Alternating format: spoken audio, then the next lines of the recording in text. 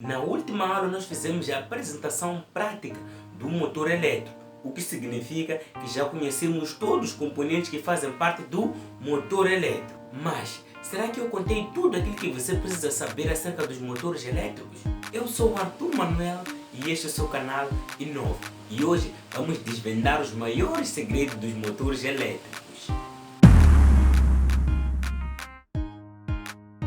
O objetivo da nossa última aula era fazer a apresentação do motor elétrico, razão pela qual nós abrimos o motor elétrico e vimos cada componente que faz parte do motor elétrico. E nesta aula temos o objetivo de trazer aquilo que é a visão panorâmica geral dos motores elétricos. Isso quer dizer que nós vamos falar dos motores elétricos, vamos trazer todos os tipos de motores elétricos. Mas se você ainda não viu o vídeo anterior, vou deixar o link aqui na descrição e nos card. Mas agora, o que seria mesmo um motor elétrico? Motor elétrico é uma máquina elétrica rotativa que tem como objetivo principal converter a energia elétrica em energia mecânica. E como é que ele consegue converter a energia elétrica em energia mecânica? Nós já vimos nos vídeos anteriores que através da indução eletromagnética é possível esse processo de conversão de eletricidade para energia mecânica. Se você ainda não viu este vídeo que fala de conversão de energia elétrica para energia mecânica, ou seja, o processo da indução eletromagnética, vou deixar o vídeo aqui nos cards. Agora que já sabemos o que é um motor, para que ele serve, como é que ele consegue converter a eletricidade em energia mecânica, falta saber quantos tipos de motores existem na verdade. Quantos tipos de motores existem? Olhando para aquilo que é o universo dos motores, existem vários tipos de motores. Mas esses motores são divididos e subdivididos em grupos. O primeiro grupo de divisão de motores dá-se através do tipo de tensão. Nós temos motores de corrente contínua e motores de corrente alternada. É o principal grupo de motores. Temos o primeiro grupo que é de corrente contínua e o segundo grupo que é de corrente alternada. Vamos começar desenvolvendo primeiro o motor de corrente alternada. Nos motores de corrente alternada, nós encontramos mais dois grupos, que são motores monofásicos e motores trifásicos. Agora, o que seriam motores monofásicos e o que seriam motores trifásicos? Motores monofásicos são aqueles que funcionam apenas a uma fase, um neutro. Ou seja, nós ligamos uma fase e um neutro, ele entra em funcionamento. Sendo que nesta fase e neste neutro pode estar a atuar uma tensão de 220 volts, ou uma tensão de 227, ou uma tensão de 110 volts. E o segundo grupo é o grupo dos motores trifásicos. Esses motores funcionam a três fases, ou seja, temos três fases, cada fase tem o seu nível de tensão. E entre duas fases pode-se dar o caso de termos uma tensão de 380 volts ou temos uma tensão de 220 volts. Então,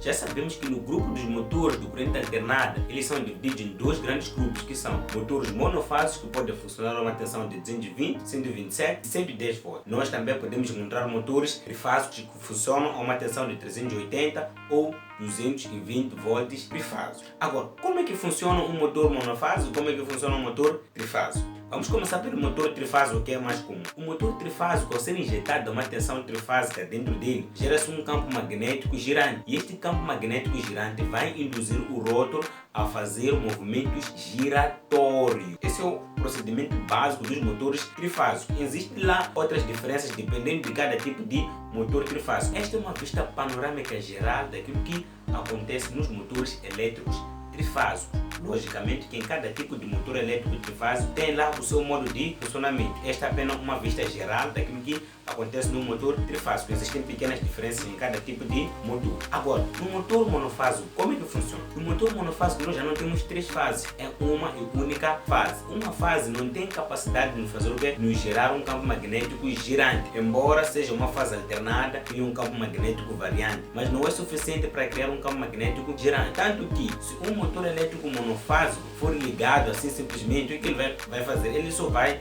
como se estivesse a tremer, ele vai fazer isso. Não vai arrancar, porque falta alguma coisa. Então, para evitar esse trêmulo, usa-se um sistema um pouquinho inteligente, né? Chama-se bobina auxiliar. Esta bobina auxiliar é ligada a um capacitor para que possamos produzir dentro do estátor um campo magnético girante que vai induzir o rótulo a fazer movimentos giratórios. Agora nós já conhecemos o funcionamento do motor elétrico trifásico no geral, numa panorâmica geral, e também já conhecemos o funcionamento do motor elétrico monofásico numa vista panorâmica geral. Agora, há uma coisa, dentro dos motores elétricos trifásicos há uma subdivisão e dentro dos motores elétricos monofásicos também há uma subdivisão. As subdivisões que existem nos motores monofásicos e nos motores trifásicos carregam o mesmo nome. Dentro dos motores monofásicos ou motores trifásicos, nós encontramos a primeira subdivisão, que são motores assíncronos e motores síncronos, ou seja, motores síncronos e motores assíncronos. Agora, o que é isso de motor síncrono? O que é isso de motor assíncrono? Nós sabemos que os motores elétricos são dispositivos que funcionam na base da indução eletromagnética. E essa indução eletromagnética tem um sincronismo com a rotação do motor e também pode não ter um sincronismo com a rotação do motor, ou seja, com a rotação do rotor. Então, aqueles motores que têm sincronismo, ou seja, a velocidade do campo magnético é igual à velocidade do rotor, chama-se motores síncronos. Agora, os motores que não têm a mesma velocidade que a velocidade do campo magnético, ou seja, o campo magnético é mais rápido em relação ao rotor, chama-se motores assíncronos. Agora sabemos que tanto nos motores monofásicos, assim como nos motores trifásicos, há uma subdivisão, que é motores assíncronos e motores síncronos. Vamos agora partir para os motores trifásicos. O que acontece nos motores trifásicos assíncronos? Quais são esses motores trifásicos assíncronos? Dentro dos motores trifásicos assíncronos, podem ser chamados também de motores de indução. O que são motores de indução? São motores de indução porque o rotor, não é isso que em outras palavras, outras pessoas chamam de que é mesmo? Chamam de induzido, exatamente, induzido. O rotor é induzido pelo campo magnético, ou seja, é puxado pelo campo magnético. E a velocidade do rotor é diretamente proporcional à frequência da rede. Ou seja, se a rede tem uma frequência de 50 Hz ou 60 Hz, então teremos 60 rotações por segundo. Então, dentro dos motores assíncronos, nós encontramos outra subdivisão, que são duas subdivisões, e por sinal são as últimas. Temos motores trifásicos assíncronos gaiola de Esquilo e motores trifásicos assíncronos rotor bobinado. Ora, o que é isso de rotor bobinado e o que é isso de rotor gaiola de Esquilo? Para quem assistiu o último vídeo, nós abrimos um motor. Aquele motor era de um rotor bobinado. Estás a ver até aí na sua imagem um rotor bobinado. Um rotor bobinado é um rotor que tem bobinas que são enroladas de forma a produzir espiras. E na saída deste mesmo rotor é colocado um ponto onde devem ser ligados os anéis coletores para que possa se alimentar este mesmo rotor. E depois encontramos o outro rotor, que é neste caso o gaiola de esquilo. O gaiola de esquilo não tem bobinas, não tem nenhum fio ali, são apenas chapas metálicas que são empiladas num único ponto e elas são curto-circuitadas de ponto a ponto. Ela apenas gira através da indução eletromagnética, ou seja, a indução eletromagnética só empurra o rotor a fazer movimentos giratórios. Depois encontramos outros grupos que são motores elétricos trifásicos síncronos. Nos motores elétricos trifásicos síncronos, nós encontramos o primeiro grupo, que é de ímã permanente. Depois nós encontramos o outro grupo, que é de polos salientes, e por fim nós encontramos o outro grupo, que é de polos lisos. Vamos agora para os motores monofásicos. Dentro dos motores monofásicos nós encontramos motores monofásicos assíncronos e motores monofásicos síncronos. Nós já sabemos que os motores monofásicos assíncronos podem ser chamados também de motores de indução, que eles funcionam, ou seja, a sua rotação é diretamente proporcional à frequência da rede. Se tivermos uma rede de 50 Hz, o motor vai fazer 50 rotações por segundo. Se for 60 rotações por segundo. Agora, quais são as subdivisões dos motores assíncronos? Dentro dos motores assíncronos monofásicos, nós também encontramos o gaiola de esquilo e também encontramos o rotor bobinado. Agora, dentro do gaiola de esquilo, nós encontramos outras subdivisões.